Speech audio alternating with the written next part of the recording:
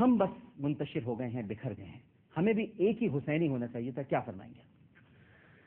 حقیقت تو یہی ہے، اور انشاءاللہ ہم اس اتحاد کے مشن کو اور راستے کو کبھی ترک نہیں کریں گے. جیسے ابھی حضرت نے فرمایا، ہمارا متحدہ علماء محاذ کا ایک اخبار بھی ہے، ہفت روزہ راہ انصار کے نام سے. آپ انشاءاللہ میں کبھی موقع ہوا تو اس کی کاپیاں پیش کروں گا آپ کی خدمت میں.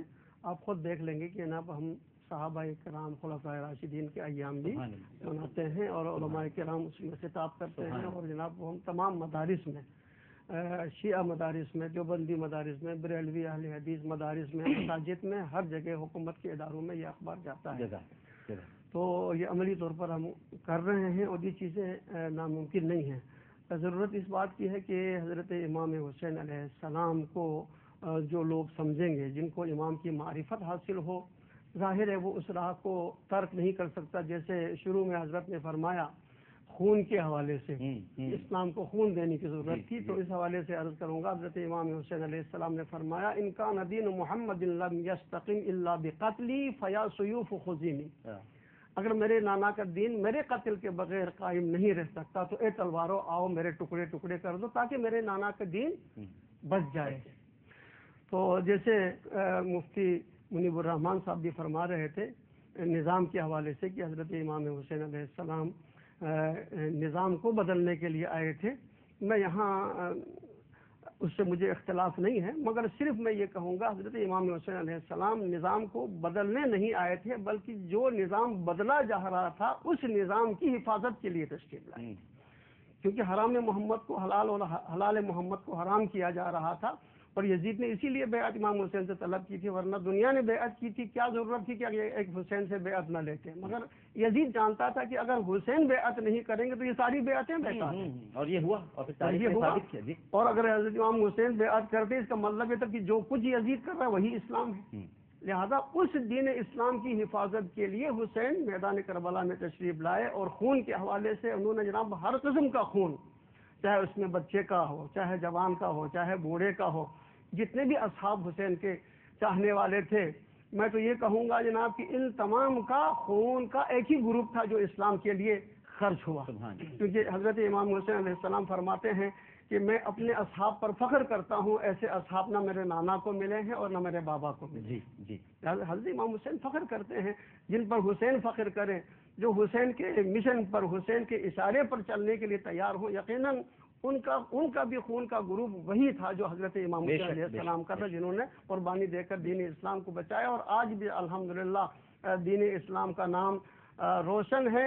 اور جن لوگوں نے اسلام کی مخالفت کی یا جن لوگوں نے اسلام کی صورت کو مسخ کر کے پیش کرنے کی اس وقت کوشش کی یزید نے، جس کو امام حسین نے ناکام بنایا. اور آج بھی کچھ لوگ ایسے ہیں کہ جو یزید کو امیر المومنین کہتے ہیں، یزید کو جنتی کہتے ہیں، اور یزید ہی کے حوالے سے یہ سب کچھ ہو رہا ہے. مگر یزید کے نام سے آج وہ اپنے بچوں کا نام بھی رکھنے کے لیے تیار نہیں ہے. یعنی یزید اپنا انجام اس سے مشترک نہیں چاہیں گے. ڈاکٹر صاحب نے ہر نشست میں کوشش کی ہے کہ وفد کے یزید کی طرف اشارہ کریں. کسی بڑی سامراجی قوت کے ملک کا نام تو نہیں لیا ہے، لیکن اشارتاً یہ کہا ہے کہ ہم سامراج کے ہاتھوں میں بیعت کرتے جا رہے ہیں. اور اس وقت ہمیں مرزا صاحب یہی پیغام دینا ہے کہ اب وقت کو بھی وقت کے حسین کی ضرورت ہے. اور پاکستان جیسے بھی حالات ہوں انشاءاللہ تعالی یہاں دعا کیجئے کوئی حسینی قیادت، اللہ اکبر، سنت رسول صلی اللہ علیہ وسلم کی تابع ایسی آ جائے کہ نظام مصطفیٰ یہاں نافذ ہو. پاکستانی قیادت کرے گا. میں اپنے بچوں کے ٹوٹے میں دل جوڑنا چاہتا ہوں کہ مایوس نہ ہونا.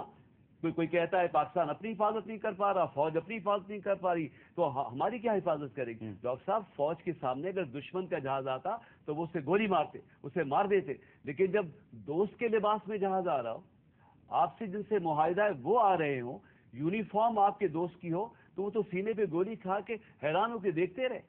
اسی طرح جہاں یہ فسادات ہیں، اگر کوئی تیر کھا کے کمی گاہ کی طرف اپنے ہی دوستوں سے ملاقات ہوگی تو پاکستانی فوج عساکر، اللہ اکبر، ایسی بات نہیں ہے. وہ پاکستان کے لیے، اسلام کے لیے جان دینے والا ہاتھ سپاہی.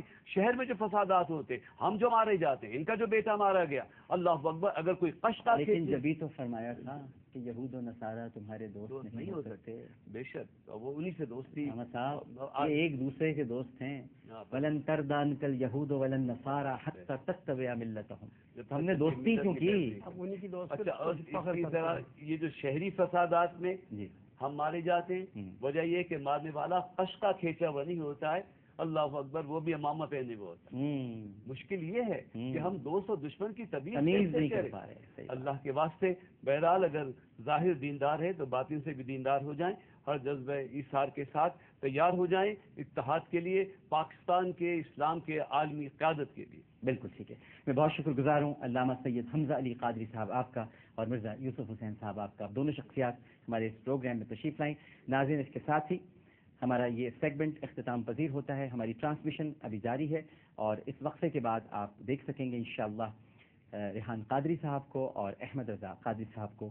ان سے ہم کلام سنیں گے، نعتیں بھی سنیں گے اور امام علی مقام سیدنا حسین رضی اللہ تعالی عنہ کی شان اقدس میں منقبت کا بھی نذرانہ پیش کریں گے. ایک چھوٹا سا وقفہ، وقفے کے بعد حاضر ہوتے ہیں. السلام علیکم ورحمۃ اللہ.